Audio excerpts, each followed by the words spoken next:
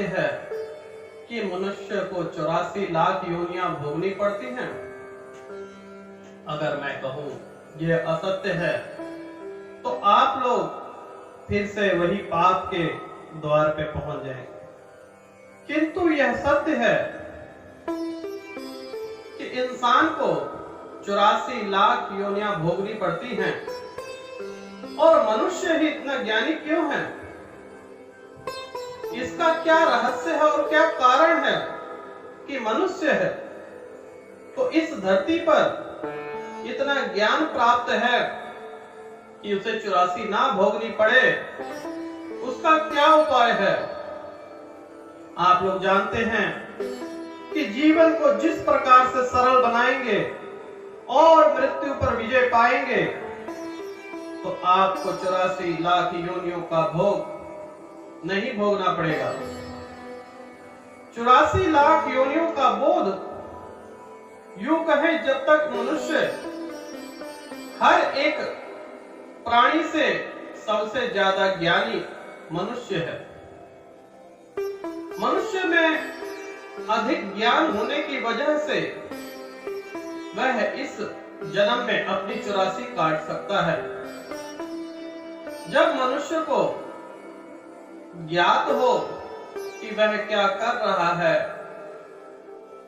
कैसा रहेगा उसका भविष्य, सारा जीवन इसी में गुजार देता है।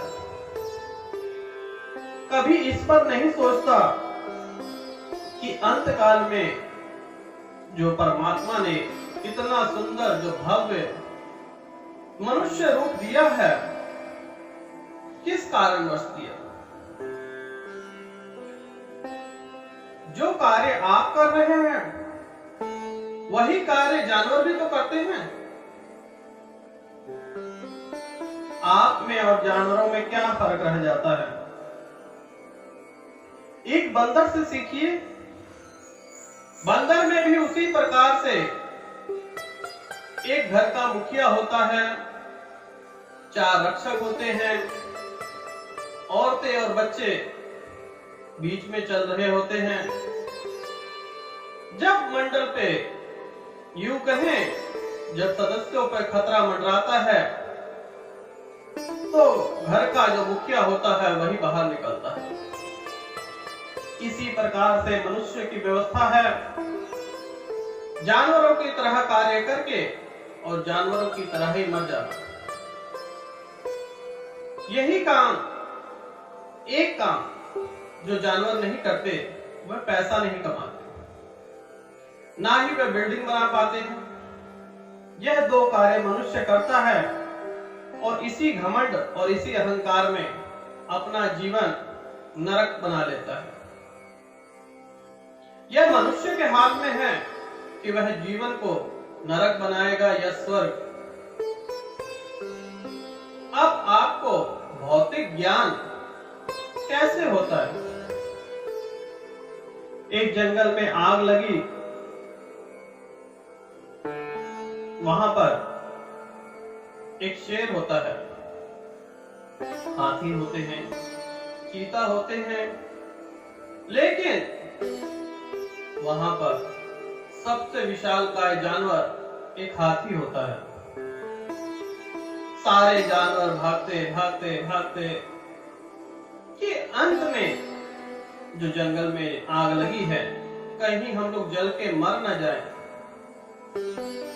तो हाथी के पैर बड़े होते हैं, तो हाथी काफी दूर तक भागते भागते निकल गया। रास्ते में उसके पैर में कांटा चुभ गया। कांटा चुभने की वजह से वह अपना पैर ऊपर कर लेता है और नीचे देखता है कि उसके चरणों में एक खरगोश आके बैठ गया। खरगोश को उस हाथी के चरणों में मानो पूरी जिंदगी का अमृत मिल गया। खरगोश उसके चरणों में ऐसे आके बैठा कि देखने वाला उसके गोद में पागल हो जाए। इतना बड़ा हाथी जानवर भी उसे उस मुद्रा में देखकर कुचल ना सका। हाथी चाहता तो अपना पैर नीचे रखता और वह खरगोश की मृत्यु हो जाती, लेकिन खरगोश के ऊपर हाथी ने जो दया दिखाई, खरगोश तो बच गया परंतु वह हाथी मर गया। कारण यह था कि इतनी देर तक पैर को ऊपर उठाए रखने के कारण ब्लड सर्कुलेशन ना होने की वजह से पैर अकड़ गया और इतना भारी भरकम शरीर 3 पैरों से नहीं उठाया जा सकता। हाथी मूर्छित होकर वहां पे गिर गया और उसकी मृत्यु हो जाती है। भगवान के पास जाता है तो भगवान कहते हैं, इस जन्म में तूने जो पुण्य किया था उसकी वजह से तुझे मैं मनुष्य रूप देता हूं।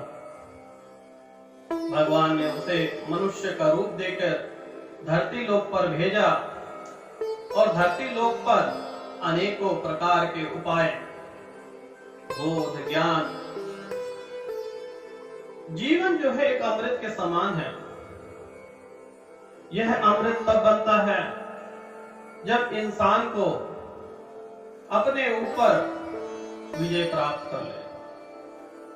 जब मृत्यु पर विजय प्राप्त होगी मनुष्य को तो वह अमृत प्राप्त करता है और भय मुक्त होकर 84 लाख योनियों का जो काट है उनसे ऊपर चला जाता है।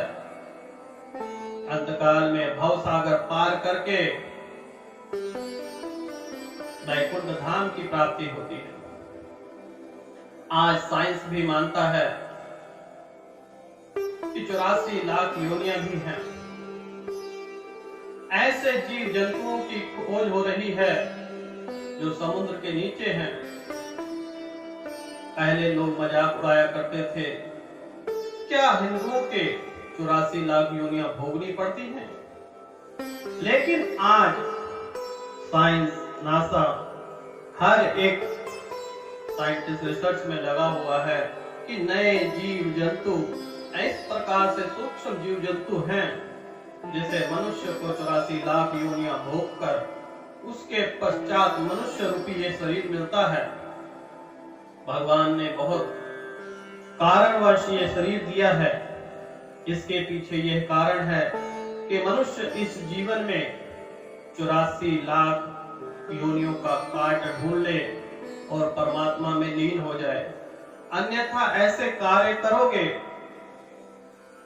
तो आप एक हाथी के समान बनना चाहते हो या एक जानवर हाथी भी है, लेकिन हाथी ने ऐसा कोई पुण्य का काम किया जिससे उसे मानव रूपी शरीर मिला। आप भी जीवन में पुण्य का काम कीजिए और इस मनुष्य रूप को यहीं पर त्याग कर परम धाम यमलोक की प्राप्ति के लिए तैयार रहिए। जिसने मृत्यु पर विजय पाली, जिसे डर का भय, जिसे भय नहीं है किसी चीज का, वही व्यक्ति मृत्यु पर विजय प्राप्त कर सकता है। ध्यान, योग, साधना से आप धीरे धीरे करके मृत्यु पर विजय प्राप्त करेंगे तो आपको ना तो 84 काटनी पड़ेगी और ना ये जन्मों जन्मांतर का जो रोग है, भोग है, ना इन्हें भोगना पड़ेगा।